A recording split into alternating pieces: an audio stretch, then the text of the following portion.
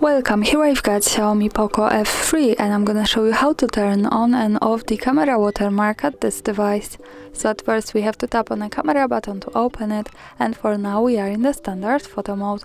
From here let's go to the right corner. When we tap on this button we get access to more options about the camera we can manage.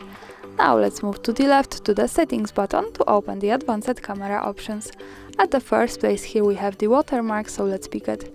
Now we can add the timestamp on photos and also the device watermark, so by using the buttons from the right we can turn them on and off as we need.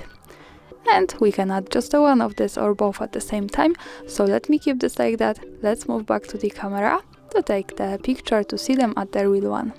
And now to see the photo let's move to the left to the button that follows us straight to the gallery. And this is how it looks like with the watermarks at the bottom. Let's get closer to them. From the left we have shot on Poco F3 watermark, so the device one, and from the right we have the timestamp. And of course when we don't need them or need just one of this, we go back to the camera, then to the right corner, to the left settings, pick the watermark and use these buttons as we need. And that's all. Thanks for watching, subscribe our channel and leave the thumbs up.